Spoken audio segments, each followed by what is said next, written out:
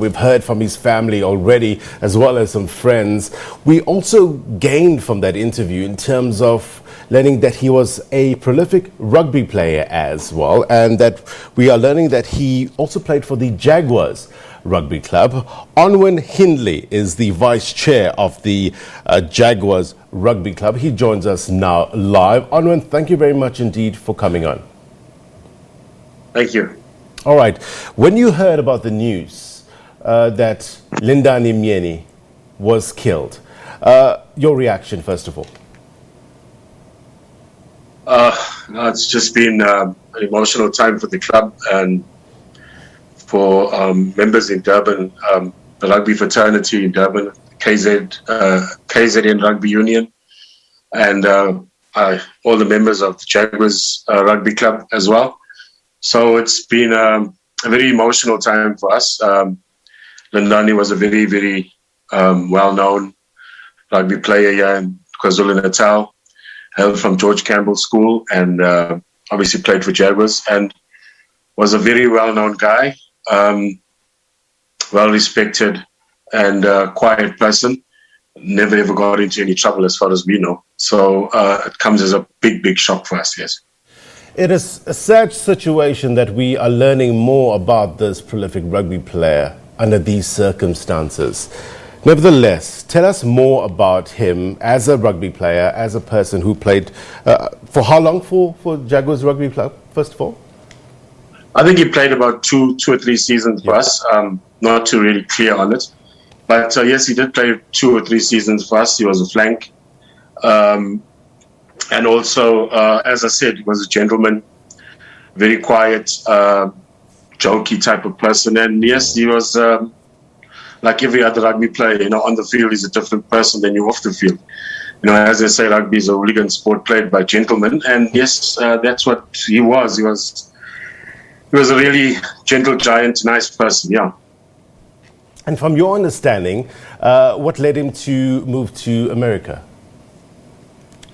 Well, he met his wife, and obviously they first didn't want to go, and then she convinced him to go, and they went over there, and then obviously he was preparing to get his green card, which apparently he was going to be doing next week or something like that. And yeah, that's how they went, and they got married and stuff like that. They have 2 kids. So yeah, that's how we left. Do we know if he was indeed playing rugby in the United States? Well, I'm not too clear on that. I don't think he was. What I do know, information that I am getting, is that he was basically studying and preparing for doing his green card, and he had other ventures in place. Yeah. When was the last time you spoke to him? Well, it's been a while. We're just chatting now on our rugby group as friends as to what transpired and how it transpired, and obviously we're just shocked as to what is happening in the States. With the cops just happy killing people. It's just shocking to us, and we do have friends in the States at the moment that are there. A good friend of ours, Dumi Chachan, who played for Jaguars as well, is in the States. And it's just horrific what's happening there with the cops and them just killing people, at will. Share with us some of the thoughts, if you can, if it's not too personal, from your rugby chat. What are some of the sentiments being shared? Sorry, I didn't hear you there. Onwhinne, you spoke about this being a tough time for your rugby club. You no doubt have this rugby chat where everybody is sharing their sentiments. If it's not too personal, if the messages are not too personal, please share with us some of the sentiments being conveyed after hearing the death of Lindani Myeni. It's just more shock than anything else. 1 minute the guy's here with us. And then the next he's gone. It's just a shock in Durban, especially him being South African. You could hear the footage that we saw and stuff like that. He was trying to get out of there or whatever, but we don't know for sure what actually happened. But the guys here are just more shocked than anything else, and they're just mourning is that, I mean, the club has had spate of deaths now with regards to rugby players and players from our club. And it's just a hard time for us, to deal with all of this. So yeah, we be taking it as it comes, and it's just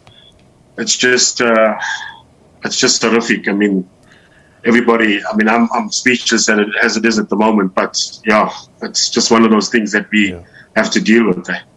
I'm not sure if this is too soon, but what are you hearing from his friends, rugby players, former teammates? Are you planning anything in terms of a memorial?